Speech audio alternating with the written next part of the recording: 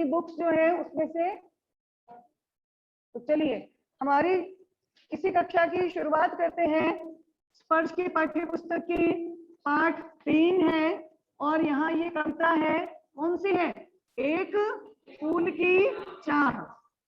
तो थर्ड पद्यांश जो है उस पद्यांश को पढ़ना शुरू कीजिए। रिंकी, हाँ बोलो बेटा। भीतर जो डर रहा छिपाए, हाय वही बाहर आया। एक दिवस सुखिया के तनु को, शाबाश बेटा। ताप तप्त मैंने पाया, ताप तप्त मैंने पाया। हाँ जी। ज्वर में विवहल, विवहल हो बोली वह, क्या जानू किस डर से डर। मुझको देवी के प्रसाद का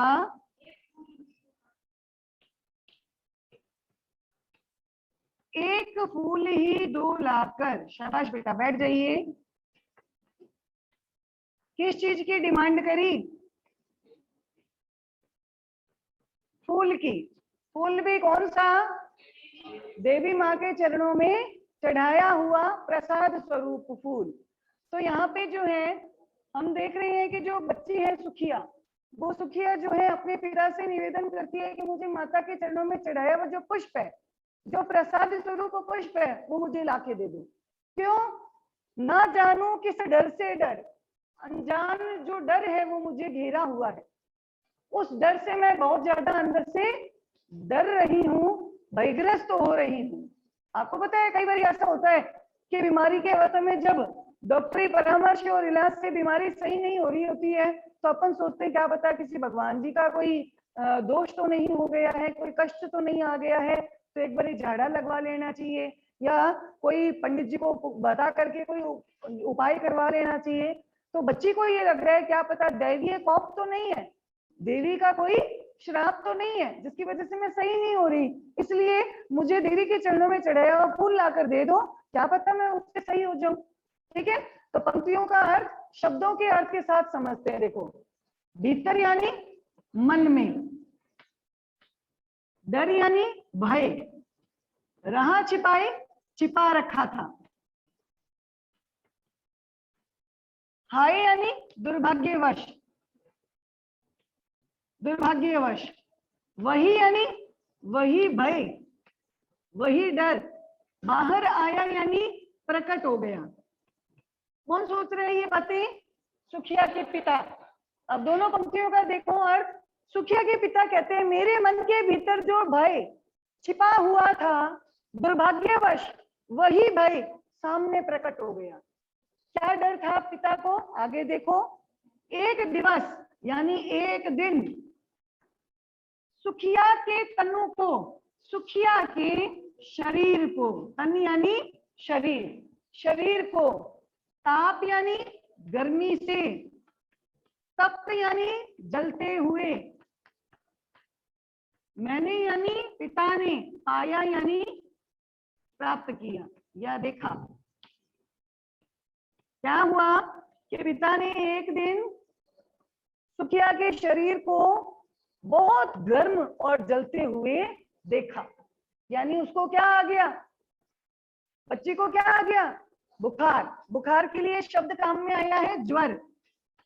बुखार के कारण विवहल यानी बेचैन। देखा है ना, जब भी बुखार होता है मन अंदर से बहुत व्याकुल सा हो जाता है ना। ज्वर यानी बुखार के कारण बेचैन होकर वह यानी सुखिया बोली यानी बोलती है। किसके? किसको कहती है? पिता को। क्या कहती है? क्या जानूं कि मैं कुछ भी नहीं जान पा रही, किस डर से डर, कि मुझे किस अज्ञात डर के कारण भीतर ही भीतर डर लग रहा है, अर्थात पता नहीं किस अनजान भय से मैं अंदर ही अंदर भयग्रस्त हो रही हूं, मुझे इस बात का ज्ञान भी नहीं है। तो क्या करो? तो वो अपने पिता से कहती है मुझको यानी मुझे देवी के प्रसाद का, देवी के चरणों में चढ़ाया हुआ प्रसाद स्वरूप एक फूल, एक पुष्प जो है दो लाकर लाकर दे दो, क्या पता उसके स्पर्श से मैं उस भय से मुक्त हो जाऊं। समझ आया? दोबारा से देखिए कि पिता सोचते हैं कि मेरे मन के भीतर जो भय छिपा हुआ था, दुर्भाग्यवश वही भय प्रकट हो गया और एक दिन सुखिया के शरीर को मैंने गर्म जलते हुए तपते हुए प्राप्त किया या देखा। बुखार के कारण बेचैन होकर वो बच्ची मुझसे बोली कि मैं नहीं जानती कि किस अज्ञात भय के कारण मैं डर रही हूँ। इस डर से मुक्ति पाने के लिए आप मुझे देवी के प्रसाद स्वरूप चढ़ाया हुआ एक फूल ला कर दे दो, तो क्या पता उस प्रसाद स्वरूप फूल के स्पर्श से मैं सही हो जाऊं। आया समझ? अच्छे ढंग से आगे बढ़े। अगला पद्यांश, एक एक शब्द का अर्थ तुम्हें यहाँ लिख दिया है, इस शब्द का अर्थ लिखते हुए इसका पूरा ट्रांसलेशन करें। पिता सोच रही है मन के भीतर जो भय छिपा हुआ था, दुर्भाग्यवश वही भय सामने आ गया, प्रकट हो गया। एक दिन सुखिया के शरीर को मैंने बहुत गर्म तपता हुआ जलता हुआ आया। बुखार के कारण वो बच्ची व्याकुल होकर के बेचैन होकर बोलने लगी कि क्या पता मुझे किस अज्ञात डर के कारण भीतर ही भीतर डर लग रहा है।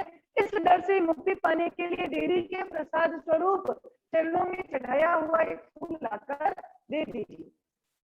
ठीक है, नेक्स्ट पढ़े अगला पद्यांश। बुक उठा बेटे, पढ़ना शुरू करो, मैं लिखूं।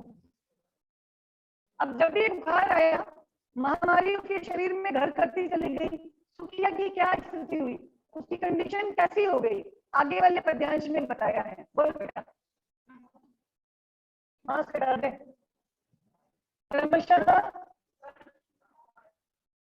कंठ क्षीण हो आया,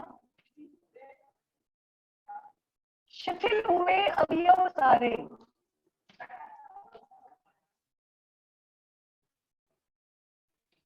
बैठा था नव नव उपाय की,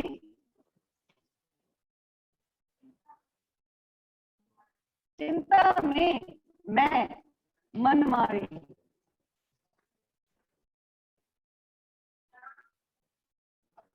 जान सकाना प्रभात सजग से,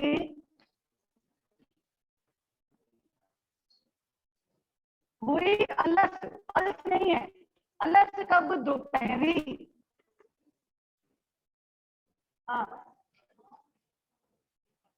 स्वर्ण घनों में कब रवि डूबा,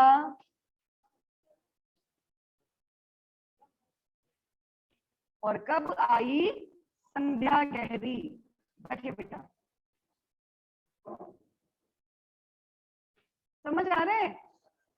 जब बच्चों को तबीयत खराब हो जाती है तो सबसे ज्यादा चिंता किसको होती है? माता पिता को। माता थी नहीं इस बच्चे की, तो सारी चिंता किसको लगी हुई थी? पिताजी को। बच्ची की क्या कंडीशन हो रही थी, तो उस कंडीशन की ओर, यानी बीमारी की अवस्था में सुखिया की गिरती स्थिति की ओर हमारा ध्यान आकर्षित किया है। क्या बताते हैं? देखो, क्रमशः यानी लगातार, क्षीण या कंठ यानी आवाज, क्षीण यानी कमजोर। ऐसे तो कंठ यानी गला होता है, लेकिन यहाँ आवाज से है, उसकी आवाज क्या होती जा रही थी? कमजोर होती जा रही थी। अधिक बीमारी के कारण उसके मुंह से आवाज भी निकलना बंद हो गया था। ठीक है, कमजोर हो गई। और शिथिल यानी कमजोर हुए, अवयव यानी शरीर के अंग, सारे यानी समस्त, शरीर के अंग समस्त। बीमारी इतनी बढ़ चुकी थी कि सुखिया के हाथ पैर गर्दन, उठना बैठना चलना फिरना सारी क्रियाएं बंद हो चुकी थी, क्योंकि उसके सारे शरीर के अंग शिथिल हो गए, कमजोर हो गए। ठीक है, काम में आना बंद हो गए। बैठा था, अब पिता बैठ करके सोच रहा था। नव नव यानी नए नए, उपाय यानी तरीके, इसके विषय में, बीमारी से मुक्ति पाने के विषय में, नए नए तरीकों की सोच में बैठा था। चिंता में यानी सोच में, चिंता मग्न। वह कौन? सुखिया के पिता। मन मारी, मन की इच्छाओं को नष्ट करके। बच्चे को बीमार देखते हैं तो पेरेंट्स के मन में कोई इच्छा रहती है क्या? कोई इच्छा नहीं रहती। उनकी सारी इच्छाएं क्या हो जाती है? नष्ट हो जाती है। एक ही इच्छा रहती है, बस मेरा बच्चा जल्दी से सही हो जाए। तो क्या कहते हैं कि जो पिता थे वो नए नए तरीकों की चिंता में अपने मन की सारी इच्छाओं को नष्ट करके बैठे सोच रहे थे। ठीक है, कि भाई किसी भी तरह से मैं अपने बेटी को बीमारी से मुक्ति दिला सकूं। चिंता में इतने मशगूल थे, चिंता में इतने लीन थे कि क्या हुआ? जान सका ना, यानी नहीं पता चला। पिता को ये भी नहीं पता चला प्रभात सजग से, कि कब सजग यानी जगाने वाला, तब जगाने वाला सूर्योदय हुआ। प्रभात हुआ यानी सूर्योदय हुआ। वीक आलस, आलस यानी आलस्य से भरी, आलस्य से भरी कब दोपहर हो गई। दोपहर का अर्थ होता है मध्याह्न, दिन के मध्य का समय। दोपहर तो जानते हो ना कि कब तो सूर्योदय हुआ जो सभी को जगाता है, तब आलस्य से भरी हुई दोपहर आ गई, पता नहीं चला। स्वाई यानी सुनहरे, घनी यानी बादलों, मेघ यानी मेघ, कब रवि यानी सूर्य डूबा यानी अस्त हुआ, और कब सुनहरे बादलों में सूर्यास्त हो गया। कब आई संध्या गहरी, गहरी यानी घनी, संध्या यानी शाम, सायंकाल, आई यानी आ गया, कब यानी कब, ये भी पिता को पता नहीं चला। वो चिंता में इतना मशगूल था, इतना लीन था कि कब जगाने वाला सूर्योदय हुआ, कब आलस्य से भरी हुई दोपहर आ गई, कब सुनहरे बादलों में सूर्यास्त हो गया, और कब एकदम गहरा अंधेरा अर्थात शाम का समय आ गया। पिता को किसी भी बात का ज्ञान नहीं रहा, पता नहीं चला। आया समझ में? दोबारा से देखिए कि बीमारी की उस अवस्था में सुखिया की क्या स्थिति थी। बीमारी के कारण लगातार सुखिया का जो गला है यानी उसकी जो आवाज है वो कमजोर होती चली गई। उसके शरीर के सारे अंग वो भी कमजोर होते चले गए। और पिता जो सुखिया की इस स्थिति को देख रहे थे वो नए नए उपायों की चिंता में, सोच में, मन की इच्छाओं को नष्ट करके अकेले बैठे सोच रहे थे। इसी चिंता में सोचते सोचते पिता को ये पता ही नहीं चला कि कब जगाने वाला सूर्योदय हुआ, कब आलस्य से भरी हुई दोपहर आ गई, कब सुनहरे बादलों में सूर्यास्त हो गया, और कब गहराता हुआ अंधेरा छा गया अर्थात शाम हो गई। किसी भी बात का ज्ञान पिता को नहीं रहा। समझ आया? नहीं कोई दिक्कत? आगे बढ़े। पिता की ये कंडीशन थी। आपको पता है जब घर के अंदर किसी व्यक्ति को बहुत बीमारी हो जाती है और वो सही नहीं हो रहा होता है तो घर के सारे लोगों को बहुत चिंता रहती है। उनको किसी भी सुख साधन की आवश्यकता नहीं रहती, वो एक ही चिंता में रहते हैं कि किसी तरह से ये व्यक्ति स्वस्थ हो जाए। होता है या नहीं? तो चाहे बारिश हो, चाहे सुंदर आकाश के तारे हो, ये भी हमारे दुख को शांत नहीं करते, बल्कि हमारे दुख को अंदर ही अंदर क्या करते हैं? बढ़ाते हैं। हर चीज तभी अच्छी लगती है जब उस व्यक्ति की बीमारी खत्म हो जाती है ना।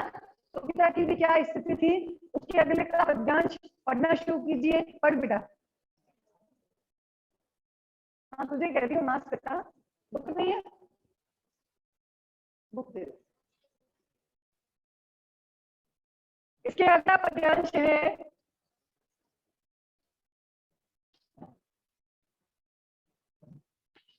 सभी और दिखलाई दी बस।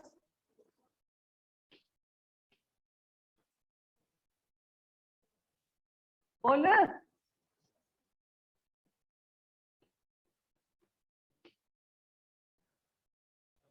मास्क हटा दे, मास्क हटा के रीडिंग कर। हाँ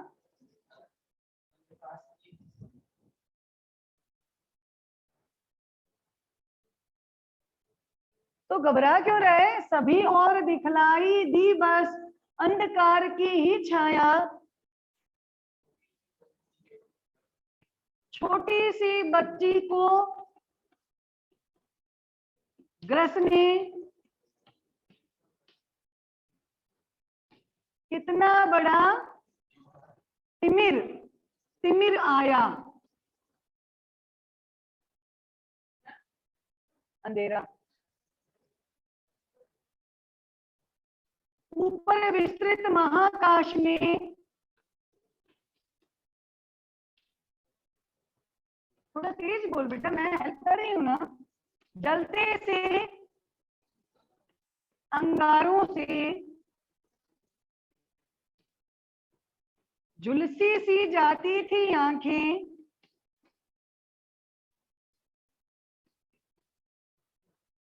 हाँ, जगमग जगते तारों से।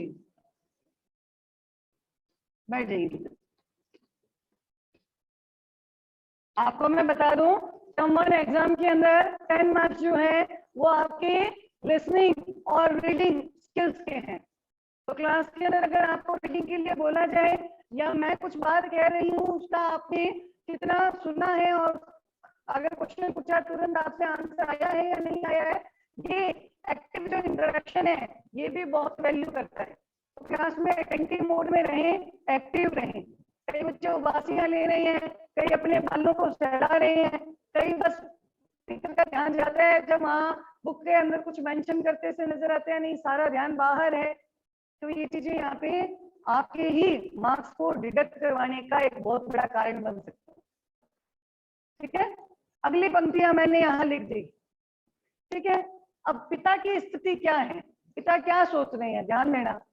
सभी और यानी चारों ओर, सर्वत्र लिख सकते हैं। दिखलाई दी, दिख रही थी। बस यानी केवल। अंधकार की ही छाया, अंधेरा ही अंधेरा। अंधेरे से यहाँ क्या तात्पर्य है? निराशा। यानी कोई उपाय नहीं मिल रहा था तो पिता कैसा हो गया? निराश हो गया। सर्वत्र यानी चारों ओर पिता को अंधेरा ही अंधेरा दिखाई दे रहा था, यानी चारों दिशाओं में निराशा फैली हुई थी। समझ गए? फिर छोटी सी बच्ची कौन थी? सुखिया को ग्रसने यानी ग्रास बनाने, ग्रास बनाने यानी खाने के लिए, ग्रहण करने के लिए क्या आ गई थी?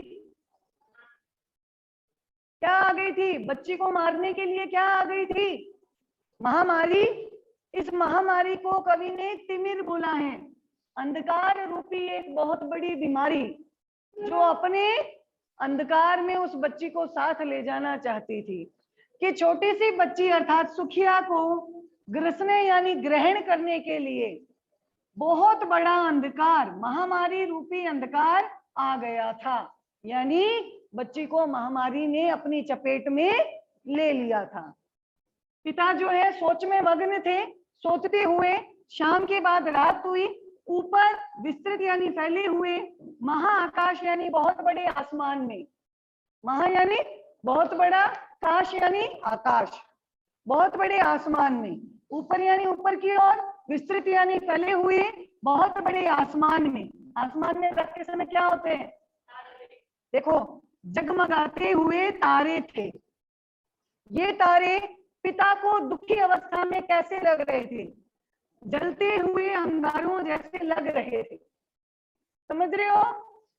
ऊपर की ओर फैले हुए बहुत बड़े आसमान में जगमगाते चमकते हुए तारे थे।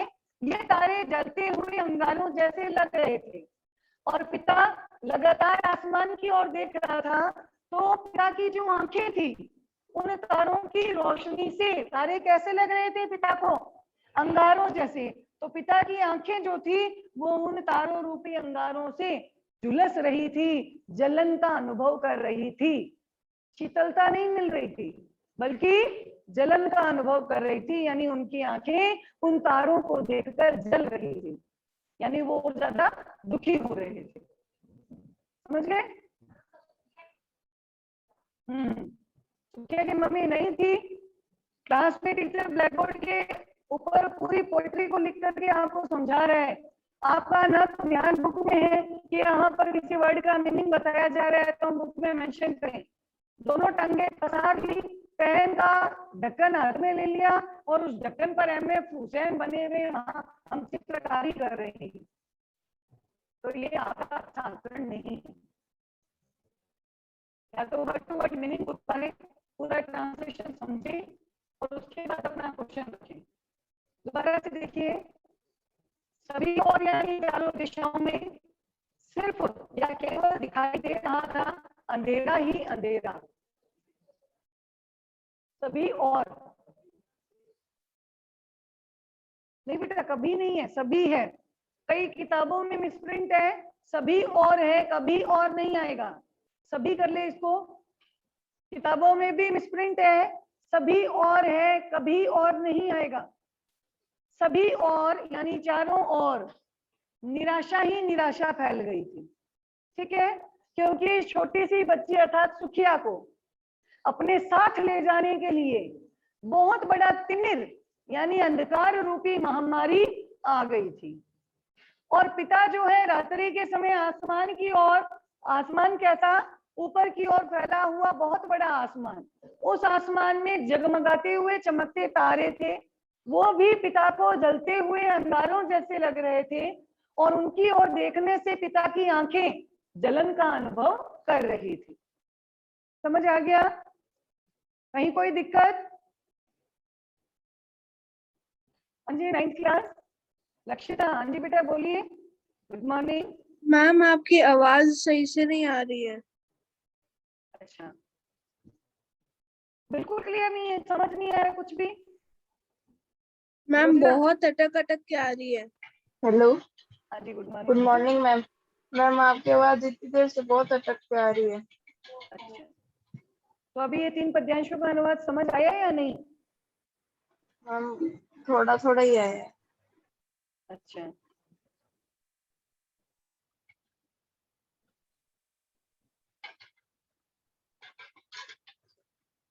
ठीक है बेटा, कोशिश करते हैं। ये या तो कोई नेटवर्क वाला इशू हो सकता है, क्योंकि कल जब आप कह रहे थे कि क्लास में वीडियो भी ब्लर हो रही है, लेकिन ऐसा कुछ था ही नहीं। कुणाल पाल सर ने इसमें ज्वाइन किया और बिल्कुल वीडियो क्लियर था। ठीक है, तो अगला और यहाँ चौथा पद्यांश हम लेंगे। थोड़ा सा कोशिश कीजिए, अगर समझ में आ रहा हो तो चौथे पद्यांश का अनुवाद। चौथा पद्यांश कौन पढ़ेगा? जो ये कह रहा था कि सुखिया की मम्मी नहीं थी क्या?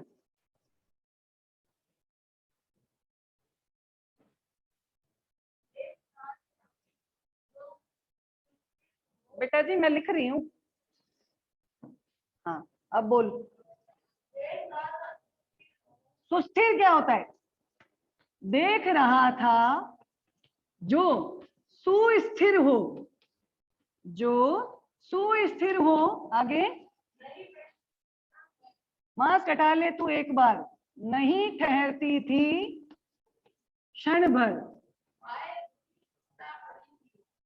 हाय वही चुपचाप पड़ी थी।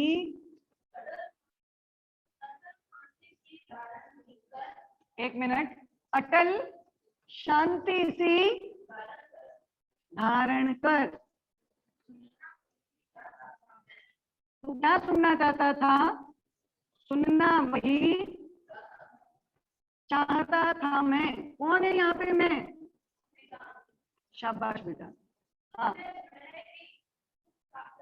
उसे स्वयं ही उकसाकर,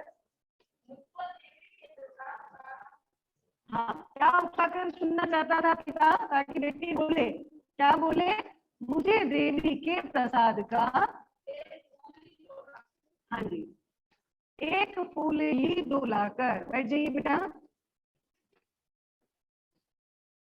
अब मुझे लगता है कि ये पत्ते ही आपको समझ आ गया होगा कि पिता क्या कह रहे हैं। पिता ने पहले अपने बच्चे की कंडीशन बताई है। क्या बताई? देख रहा था कि मैं अपनी पुत्री को लगातार देख रहा था। क्या स्थिति हो रही थी? वो जो सुस्थिर हो।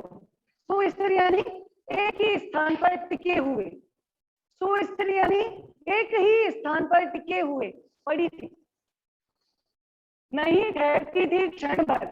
जो बच्ची घर में एक क्षण के लिए भी रुकती नहीं थी, वो आज एक ही स्थान पर पड़ी है बिना हिले डुले। हाय दुर्भाग्य के कारण वही छोटी सी बच्ची सुखिया चुपचाप पड़ी है रुग्ण शैया, बीमारी की अवस्था में चुपचाप वही एक स्थान पर पड़ी है, लेटी हुई है। अटल, अटल, टलना यानी हिलना डुलना, अटल यानी बिना हिले डुले। शांति सी, बिल्कुल निशब्द होकर। धारण कर यानी बिल्कुल शांति धारण करके एक ही स्थान पर पड़ी है। समझ आया कि पिता कहते हैं मैं लगातार देख रहा था कि जो बच्ची एक क्षण के लिए भी नहीं घर में ठहरती थी वो आज एक ही स्थान पर पड़ी है। वह दुर्भाग्य के कारण चुपचाप होकर बिना हिले डुले शांति धारण करके पड़ी हुई है। ठीक है, सुनना वही चाहता था मैं। पिता कहते हैं मैं यानी पिता यही बात सुनना चाहता था और इस बात को सुनने के लिए मैं खुद ही उसे उकसाना चाहता था ताकि वो बोले। क्या शब्द सुनना चाहता था पिता? पिता उस बच्चे को जानबूझ के खुद ही उकसा कर मजबूर करके सुनना चाहता था ताकि बेटी बोले कि पिताजी मुझे देवी के चरणों में चढ़ाया हुआ प्रसाद स्वरूप एक फूल लाकर दे दीजिए। मैं यही शब्द अपने बच्चे के मुख से सुनना चाहता था, लेकिन बच्ची बोल नहीं पा रही थी। बीमारी के कारण वो बिल्कुल शांत हो गई थी, उसकी गले की आवाज बंद हो गई। समझ आया? दोबारा से देखो कि पिता कहते हैं मैं देख रहा था कि जो बच्ची एक क्षण के लिए भी घर में नहीं ठहरती थी वो आज सुस्थिर हो गई। वो बिल्कुल आए यानी दुर्भाग्य के कारण वो चुपचाप होकर के बिना हिले डुले शांति धारण करके पड़ी थी, बीमारी की अवस्था में पड़ी थी। पिता कहते हैं मैं उसे उकसाकर, उसे मजबूर करके उसके मुख से सुनना चाहता था ताकि वो कहे कि पिताजी मुझे देवी के प्रसाद स्वरूप चढ़ाया हुआ पुष्प ला करके दे दीजिए, लेकिन बच्ची बोल नहीं पा रही थी क्योंकि उसका गला बंद हो चुका था, आवाज रुक चुकी थी। समझ आया? चारों पद्यांशों का अनुवाद अच्छे से समझ आया?